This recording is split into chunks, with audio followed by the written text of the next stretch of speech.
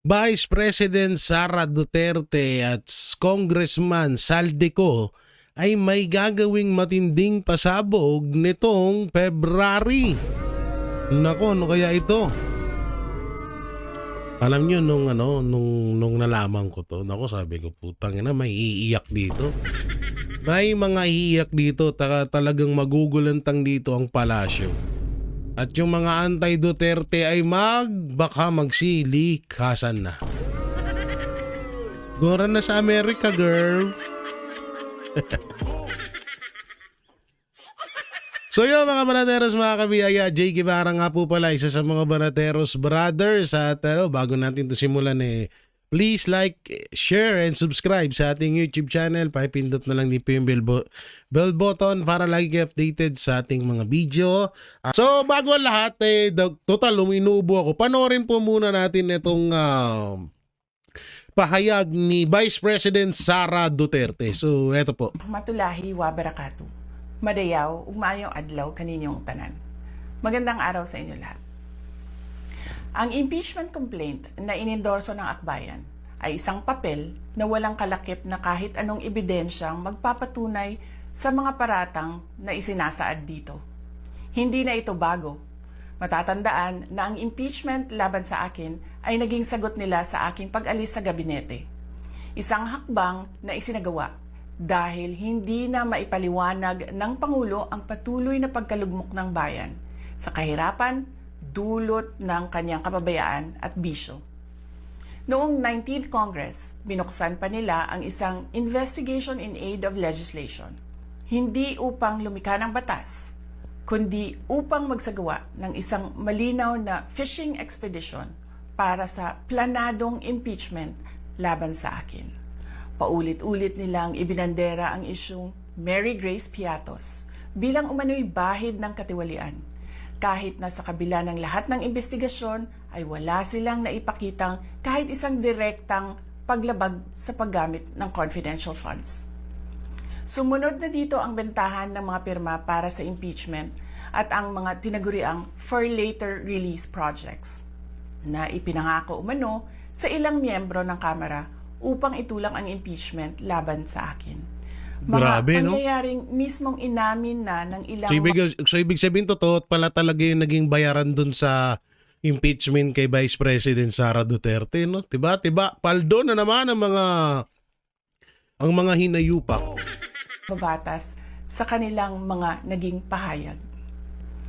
Mga kababayan, walang kredibilidad ang akbayan upang mag-endorso o magsumite ng impeachment complaint. Ilang ulit ng hayagang ipinahayag ng kanilang pinuno ang kanyang intensyong tumakbo sa pagkapangulo. Isang malinaw na indikasyon ng pampulitikang motibo sa likod ng kanilang mga hakbang. Huwag nating kalimutan ang makasaysayang talumpati noong Agosto 2024 ni Risa Ontiveros, kung saan malinaw niyang inilahad ang tunay na motibo ng akbayan bilang isang grupo. At habang ang anak niya ay may kapangyarihan pa, hindi magiging madali ang ating laban. While VP Sara is in power, Puta na, lumabas the na naman threat yung nayupak of na a yan. full-blown Duterte comeback Oh, di is nga. still a very real and present danger. We! For one, they are supported by one major superpower, Wow! China. Kaya malinaw na lahat ng ito ay isang uri ng harassment at pang-aabuso sa proseso ng impeachment ng grupong akbayan. Hindi malinaw kung ano ang ipinaglalaban nila para sa kaayusan ng bayan, pero napakalinaw ng kanilang pamumulitika at pagpapahirap sa usaping diplomasya ng ating bansa. Sa huli, ang tunay na laban ay hindi lamang laban ng iisang tao o iisang grupo. Ito ay laban para sa katotohanan at sa dangal ng ating bansa. Naway magsilbi itong paalala sa ating lahat na ang kapangyarihan ng impeachment ay hindi dapat ginagawang sandata ng politika, kundi isang banal na proseso para sa hustisya at pananagutan. Sapagkat kapag nanaig ang abuso, Ang tunay na talunan ay ang sambayanang Pilipino. Yun, no? So, grabe yung mga binitawang salita ni Vice President Sara Duterte.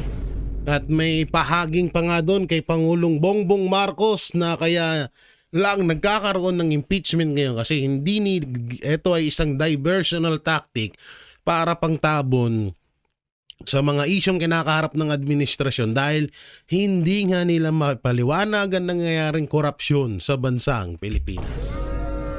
Grabe. So bago ang lahat, dito muna tayo. Eto na nga. Speaking of corruption, eto na siya. Ang kaba ng bayan ay hindi dapat ninanakawan. Hindi dapat sinasayang. Ito ay para sa mamamayan. We! Tang Genomers. Tang inumin mo. Ha? Anong ang kaban ng bayan hindi ninanakaw? Ubus na nga eh. Nasa yun na nga lahat eh. Sasabi may mga ganyang ka pa, may mga ganyang salitaan ka pa. Hindi ka ba natatay din sa pinagsasabi mo? Gago ang puta. Yung mga demonyo, yung mga hoodlum, yung mga totoong mga kawatan, sila pa yung may mga ganang magsalita ng ganito. Ang galing mo, no? Ang galing ni Tamba. Yung tayo na, wala na nga natira sa Pilipinas, nasa bulsa mo na lahat eh.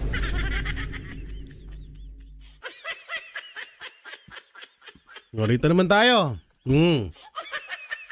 Sabi ni Joey Cruz, Natawa ako dun sa mukha ni Marcos. Sino nag-edit dito? Hype na yan. Bakit tabing-tabingi naman yung panganong isa? Bakit sobrang tabingi naman ng panganong isa? Grabe naman kayo. No, sabi dutae kayo ng dutae. Yan tuloy yung presidente nyo di makatae. Sira ulo si Joey Cruz sa putik. Yan, kasi yung mga olopong na vlogger dyan, ang tawag sa amin, minsan DD shit, minsan dutae daw. Sila naman mga loyalistang tanga. Mga tanso dugyot vlogger. Yan, yung mga tawag sa kanila eh. Punta na yan tuloy, yung kakadutae nyo, bumalik kay Marcos. Bali-balita, may colostomy bag na daw yan, paktay niya. Nagbabara ba? Nagsisikhipa na ba ang mga bituka mo? Puta na siya, bupa. Bomba pa, pre. Pre, bomba pa. Kulang pa sa bomba yan. Dapat mga 3 butas dyan sa tagiliran mo para bomba pa more. Tangina, gusto mo lagi may bomba ha. Ayan, binombahan ka sa gilid. Puta na, gang viral nga yun eh. Ito naman, dito naman tayo.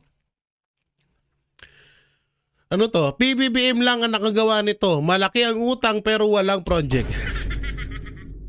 Utang ng Pilipinas pumalo na sa 17.71 trillion pesos. Ang lupit. Iba din. No? Iba rin eh. Oo. Matindi ang pangangailangan. Kaya nga ang dami nagyayamanan ng mga politiko ngayon eh. Sa kanila to, hindi naman sa totoo lang, hindi naman lahat ito kay Marcos. Siyempre, nabibiyayaan din yung mga garapata dyan. Kagaya nung sinasabi ni BP Sara kanina, yung mga Akbayan Party List, yan sila Risa, mo na naaambunan yung mga hinayupak na yan. Posibleng hindi. Lul! Gigilan nyo kami, yung mga mukha nyo mukhang pera. Ha? Hindi kayo nakikinabang sa pera ng taong bayan. Ulul. Tigilan nyo kami sa mga ganyan nyo. Kami ang boses ng masa, hindi natatakot. Katotohanan lang, di kami nalulunod.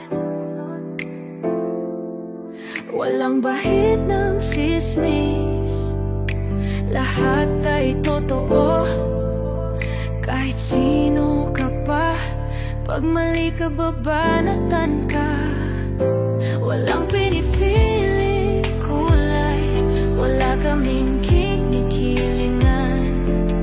Basta para sa bayan, kami lalaban.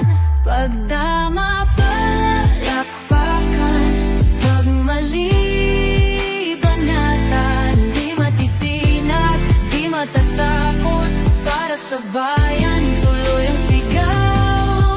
Sa harap ng kamera, walang halong takot. Mga baluktot, lahat kayo'y tutumba. Ang hustisya at totoo, yun lang ang mahalaga. Kahit sinong harang, di kami matitinag. Walang pinipiling kulay, wala kaming kinikilingan. Basta para sa bayan, kami lalaban. Pag tama palakpakan, pag mali banatan. Di matitinag, di matatakot, para sa bayan tuloy ang sigaw. Kung nasa tama ka, ikaw ay aming kasama. Pero pag mali ka, handa ka na bang mabasag? Banateros kami, walang inuunan. Dahil bayan muna, bago ang sarili.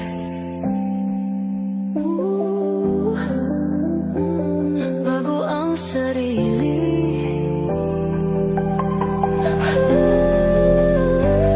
Pag tama palakpakan, pag mali banatan. Banateros ang sigaw, katotohanan ang laban.